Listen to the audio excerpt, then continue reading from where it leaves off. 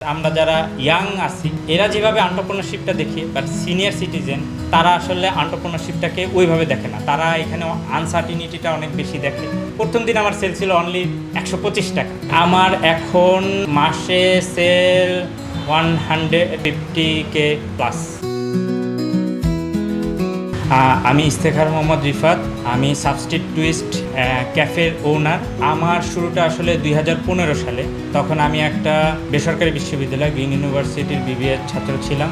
সম্ভবত ওই সময় আমি 6 সেমিস্টারে পড়ি। তো ওই সময় আমি চিন্তা করলাম যে পড়ালেখার পাশাপাশি পার্ট টাইম কিছু করা, যেই ভাবা সেই কাজ। ছোট্ট একটা কার্ড, 5 ফিট বাই 3 ফিট একটা কার্ড দিয়ে আমি আমার জার্নিটা শুরু করি।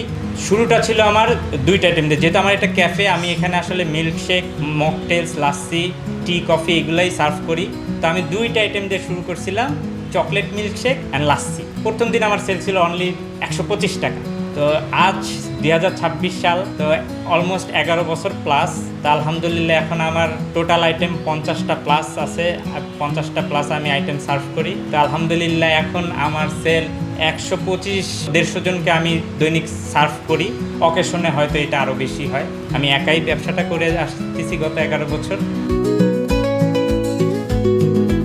তো জার্নিটা খুব স্মুথ ছিল বলা যাবে না। দেখা গেছে আমার টিচারদের কাছ থেকে বা ফ্রেন্ডস বা কাস্টমার এদের কাছে খুব বেশি অ্যাপ্রিসিয়েশন পাইতাম। সো অ্যাপ্রিসিয়েশন পাওয়ার ফলেই 11 বছর যে গ্রোথটা, আলহামদুলিল্লাহ আমি স্যাটিসফাইড যে 11 বছরে আমি গ্র্যাজুয়ালি আমার ইয়াটা ইমপ্রুভ হয়েছে। ছোট্ট একটা কার্ড থেকে এখন একটা মোটামুটি ভালো একটা পজিশনে আসছি। পড়ালেখা শেষ করে, গ্রাজুয়েশন শেষ করে জব করলে যেরকম ইনকামটা হয়, এই সেক্টরে ইনকামটা আরও বেশিই হয় আলহামদুলিল্লাহ। ব্যবসা শুরুর 6 মাসের মধ্যেই মোটামুটি আমার ভালো একটা প্রফিট আসা শুরু করে।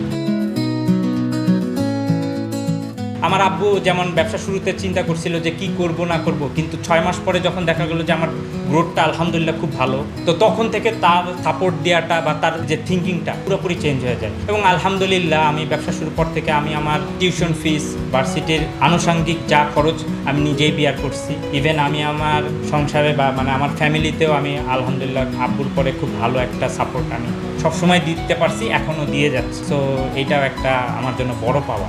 গ্র্যাজুয়েশন শেষ করছি, গ্র্যাজুয়েশন শেষ করে কিছুটা ব্রেক নিছি। ব্রেক নিয়ে আমি যেহেতু প্রাইভেট ইউনিভার্সিটিতে পড়ছি, আবার 2 বছর ব্রেক নিয়ে একটা public university, Bangladesh university of প্রফেশনালসে আমি মাস্টার্স করি।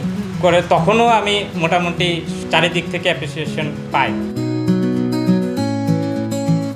কিন্তু যখন দেখলাম যে না, আর একটা তো লাইফ আছে, যখন বিয়ে শাদীর চিন্তা আসলো বাসা থেকে বা চেষ্টা করলো, তখন দেখলাম যে আর একটা ফেজ আমি ফেস করতেছি। সেটা হচ্ছে আসলে আমাদের সোসাইটি এন্টারপ্রেনারশিপটাকে ওইভাবে দেখে না। আমরা যারা ইয়াং আছি এরা যেভাবে এন্টারপ্রেনারশিপটা দেখে বাট সিনিয়র সিটিজেন তারা আসলে এন্টারপ্রেনারশিপটাকে ওইভাবে দেখে না। তারা এখানে আনসার্টিনিটিটা অনেক বেশি দেখে। আনসার্টিনিটি যেখানে বেশি থাকে সেই কারণে আসলে মেয়ের বাবা সেখানে মেয়েকে হয়তো দিতে চায় যে ছেলে তো দোকানদার। বা আমার ফ্যামিলি আমাকে বিয়ে করানো হতেছে 4 বছর স্ট্রাগল করছে শুধুমাত্র আমার এই পেশার কারণে। আলহামদুলিল্লাহ গত 2024 সালে আমি বিয়ে করি। তো যিনি এখন আমার সহধর্মিনী আছে, উনি আমার প্রফেশনটাকে যথেষ্ট পছন্দ করে বা সাপোর্ট দেয়। আমার এখন মাসে সেল 150K প্লাস। যারা ছাত্র আছে ওরা পড়ালেখার পাশাপাশি বা সেমিস্টার ব্রেকে যাতে পার্ট টাইম কিছু করতে পারে, যেটা আসলে ওয়েস্টার্ন কান্ট্রিতে আমরা এটা দেখি যে ওরা সামার ভ্যাকেশনে দেখা গেছে ফুল টাইম ইয়া করে। তো আমিও হয়তো এরকম একটা অপরচুনিটিজ আমার ছাত্র ভাই বোনদের জন্য হয়তো করতে চাবো বা আমার করার ইচ্ছা আছে। আসলে গভর্নমেন্টের কাছে আমাদের চাওয়া পাওয়াটা থাকে যে আচ্ছা আমরা যদি সহজ শর্তে ব্যাংক ঋণ পাই বা কম ইন্টারেস্টে লোন পাই, এইটা আসলে আমাদের ইয়াং এন্টারপ্রেনারদের জন্য অনেক বড় একটা সাপোর্ট।